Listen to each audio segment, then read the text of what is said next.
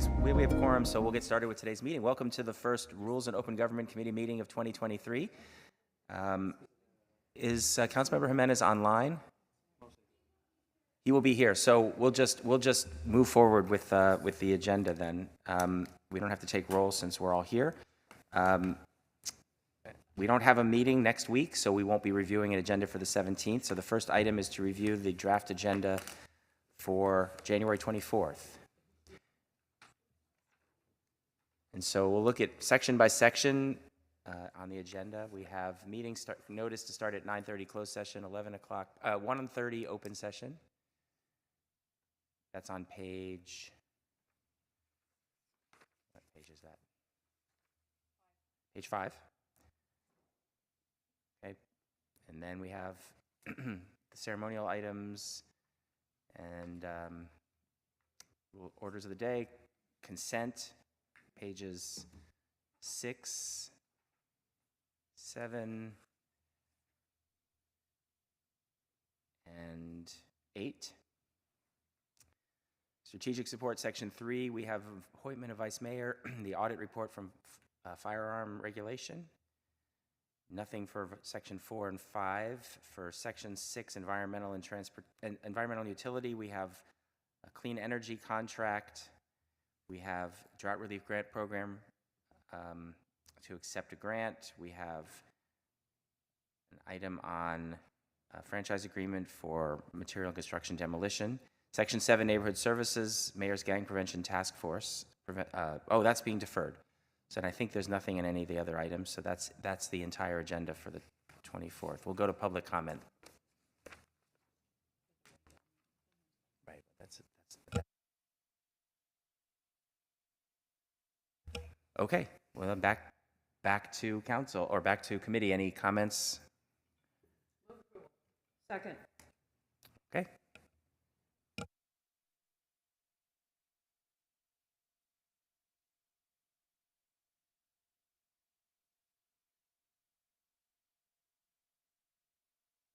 That vote was unanimous. Okay, thank you. So item 2 on the agenda, or item B, the consent calendar. Are there any public comment? No hands raised at this time. All right, back to committee. Move approval. Second.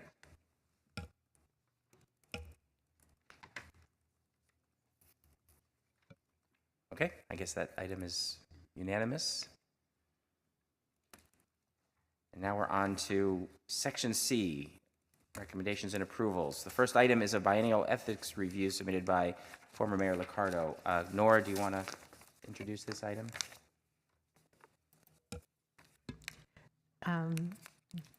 A biannual ethics review is required from the mayor. This one was rather late, but December 31st. But council has, or rules has the authority to either move it forward to council for consideration or not. So that's where we are. With no editorial as to why it's late, I move approval. Do we have any public comment? No hands raised at this time.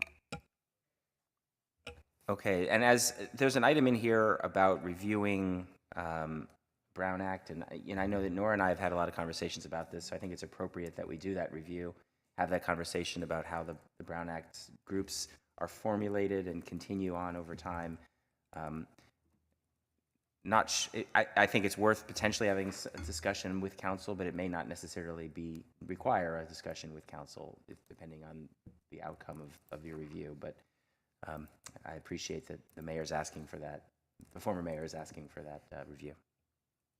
So we'll move to a vote, unless there's any comment from colleagues. No. Okay.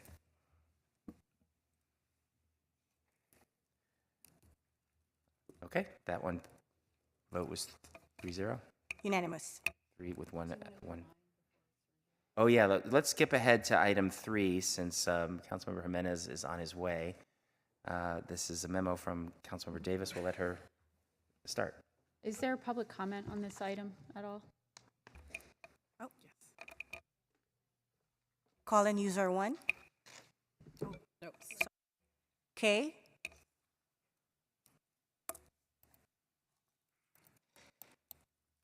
Yes, is that Kay that you're calling on? Yes, Kay, go ahead. Thank you. My name is Kay Gutnack. I actually live in this neighborhood, and I am the co-author of a recently published book on its history, architecture, and preservation.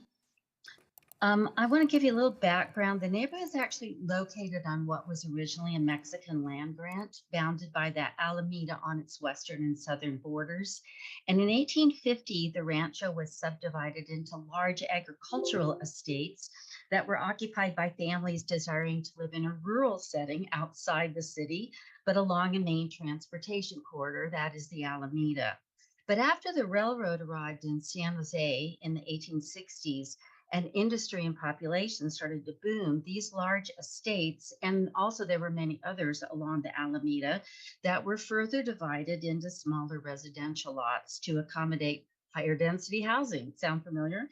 Anyway, while a number of these railroad related subdivisions remain along the Alameda, few have the high level of architectural integrity contained in the Shealy Alameda Park neighborhood. So I am just really thrilled at this opportunity for the Rules Committee to consider putting this on Council's agenda, because I believe that the neighborhood is worthy of preservation.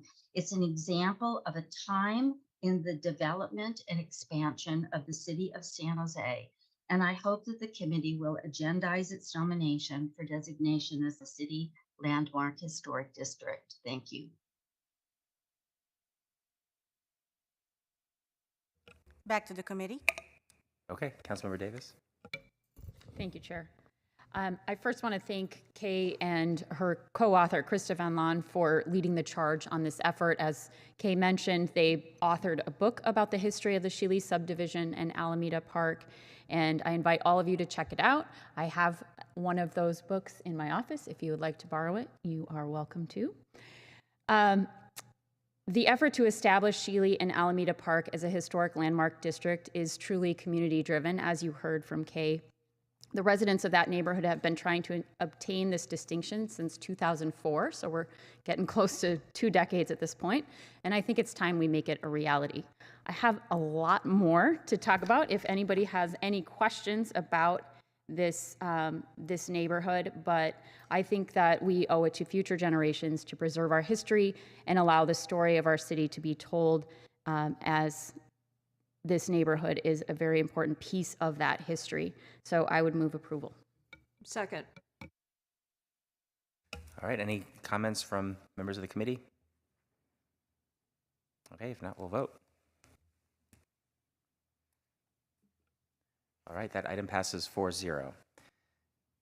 Thank you for joining us, Councilmember Jimenez. I didn't mean it that way. I was like, now we have 4 votes, but there you go. Now we're up to item C2. This is a memo that you submitted. So you want to introduce it first, or go to see if there's any public comment first? Okay. Any public comment on this item? No hands raised at this time. Oh, Okay. there's well then- someone just did. Oh, one just came up. Yep. Okay. Gail Ann, go ahead. Hi, everybody. Happy New Year. Thank you for letting me speak on this item, and thank you, Council Member Jimenez. I just want to say a couple things about Beautify San Jose. And they are wonderful. They've done a great job in what they do. It's a hard job. Oh, I'm sorry. I think the hardest job that they had was the cleanup of Columbus Park, and I think it really affected a lot of them. Also affected me, because I was out there and seeing the impact, I'm sorry, that this had on folks. But they do a wonderful job. They're like a family, and they work well together.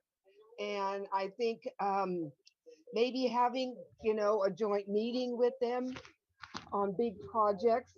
This was a really big project, as everybody knows, from the whole Columbus Park. It was very emotional, especially when crushing the RVs. That was a very emotional time for everybody. but they do a great job, and whatever we can all do to support this and continue this presenting this.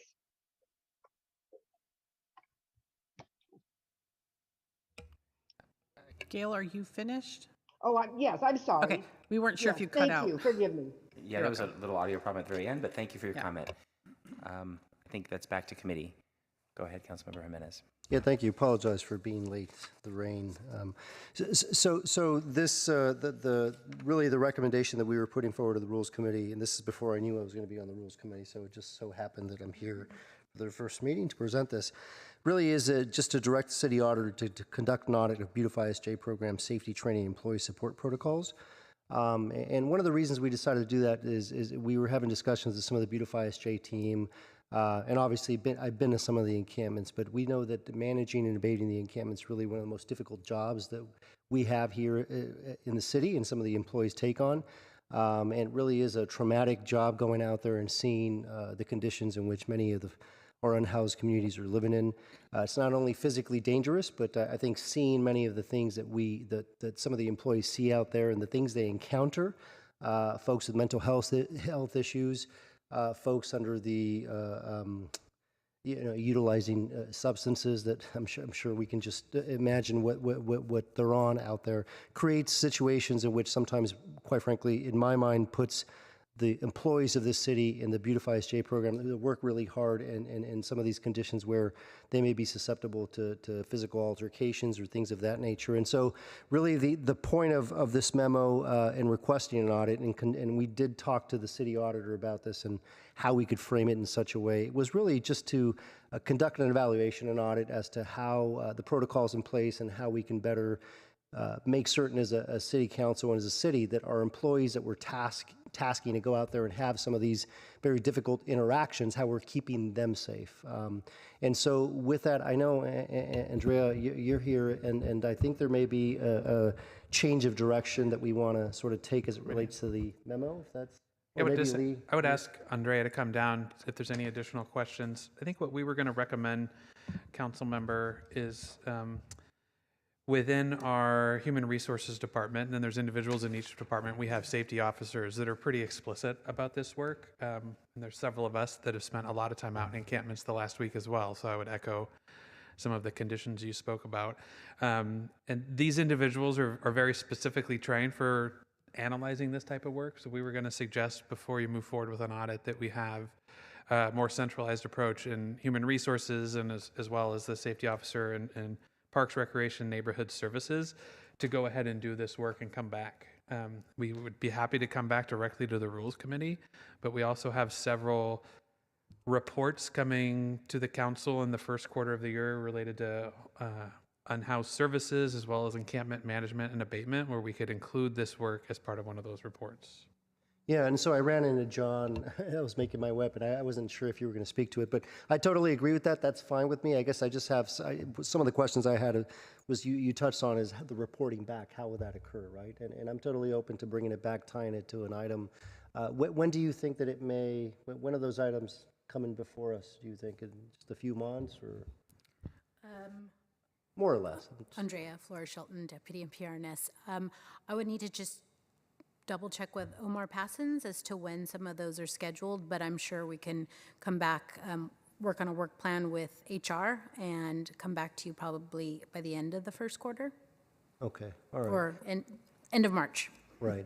Is it possible that when we're doing the analysis that it may lead to further work related to opening up some of the contracts, collective bargaining for conditions and things of that nature? Is that a possibility? I'm just trying to think through sort of what the potential outcomes may be, and depending on what's found. And yeah, I'm not going to speak to the bargaining efforts, but I can say that what we've already, in addition to our safety protocols and our training plan, given the nature of what's happened over the last 6 months, we have worked very diligently on the trauma-informed care for our employees. We've been working, trying to work through our safety officer with the Center for Living with Dying. We know that's been the critical incident management protocols that we know different departments have used. We're looking into doing that immediately with our staff. So I think they are prepared, but it is emotional, physical work. And so I think we're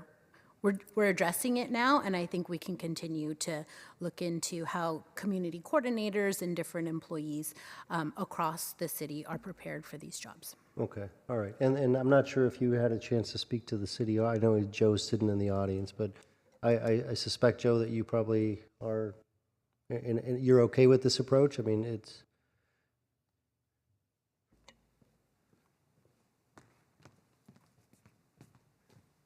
Joe Rice, City Auditor. Yeah, so my main concern was that your questions get answered, and whether that's through the administrations, the safety officers in PRNS or Human Resources or Office. However is best to answer your question in a timely fashion would be sufficient for me. This doesn't close off the possibility for a future audit if during the work that comes to light that something needs to be looked at a little more depth that needs our expertise, then we can do that later. Okay. But my main concern is just that your questions get answered sufficiently and you're happy with And I share that sentiment as well. It's for me, it doesn't really matter who addresses this. I just think it's something worthwhile to explore and figure out how we're doing. But thank you so much, Joe. I appreciate it. And I think you sort of touched on a question. I just wanted to make sure that we answered explicitly. I think our goal would be to come forward before the budget, maybe not by the March message, but before the budget process is out, in case there are resource things that you want to touch upon or drive at. I will say Andrea, and under her leadership, that team, they're constantly looking at these questions, quite frankly. The conditions change also from encampment to encampment, from creek to creek. So there's different protocols for different areas. And we do have non-personal budgets to adequately kind of resource this, throughout the year. But if there are larger things that this finds, we can make sure that you see that before the budget process is over, which I think is what you're really trying to drive at. Yeah, I appreciate that. I'm in everything that we do at the city, I'm always sort of dependent on staff as the professionals doing the work, right? For you to tell us, we need more money, we need X, Y, and Z, but certainly the money's often a component of that. So, yeah, and also to the well, actually, it's probably too soon, but I know there's obviously a host of transition committees taking place, and one of them is on homelessness, and I'm not sure if it would be adequate to have whoever's on there to maybe touch on this, but it may be further down the line as it relates to some of the work coming back. So I'm okay with the path, and I'm not even sure if I guess I'm unclear, Lee, if you think we need to how we approve this. Obviously, what's before us is the audit recommendation, but so I'm willing to make a motion. I'm just not quite. It would just, you can make a motion to move your item, but change the direction for these questions to come to the city manager instead of the city auditor, and then we'll address those with our safety officers. And then, quite frankly, it's either come back to rules or come back through one of the existing reports, which I can't imagine we won't. I believe we have something in February or very early March, but I think that's up to you guys. I don't have a recommendation on that. So I would so then I'll make the recommendation to move the memo that I wrote, but essentially refer it to, instead of the city auditor, refer it to the city manager, and I'll give discretion to you all as to how you think it should come back to best appropriately answer some of the questions and some of the thoughts that were in the memo. Second. Thank you. All right, Councilmember Foley.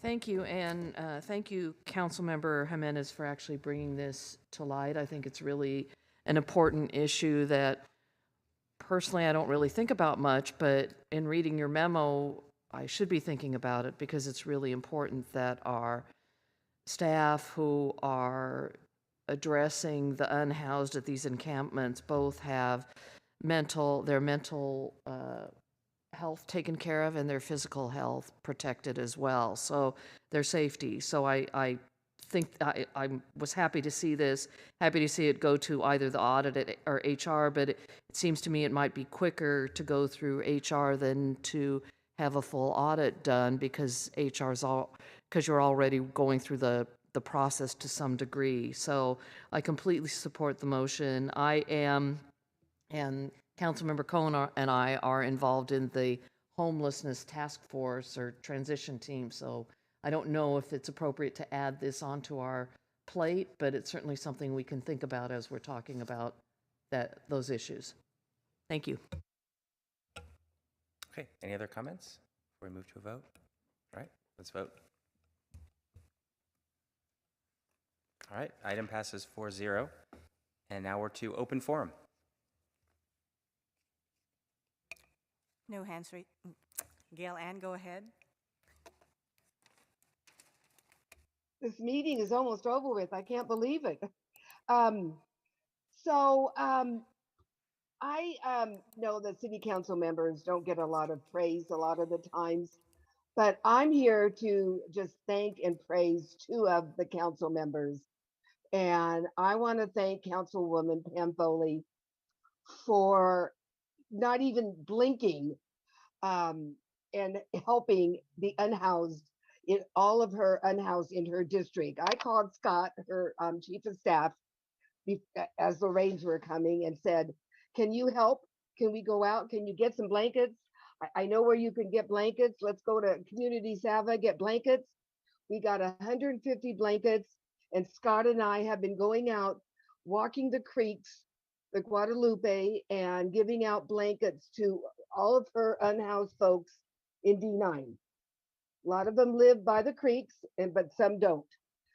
We've gone back 2 or 3 times, and he's even gone back by himself to check on folks. We've given out blankets. I've given out tarps, sleeping bags, socks, whatever. So Pam, thank you so much. You really stepped up. You didn't even blink. I also want to thank Council Member Cohen. I just came back from Penitencia again, and I know that you have been out there. Some of your staff have. You've checked on people. You're making sure people are up and above, away from the water. And you also and your staff have gone over and above what you should be doing. I just think it's wonderful that both of you stepped up without question and were out there and helping our unhoused. Some folks, didn't want to go up, but most of them have. I gave out 4 tents today at Penitencia and tarps, and thank you both from the bottom of my heart. And the unhoused were very happy to be warm. So thank you very much. Back to the committee. Great, thank you so much, and meeting's adjourned. Eat your heart out, Vice Mayor Jones.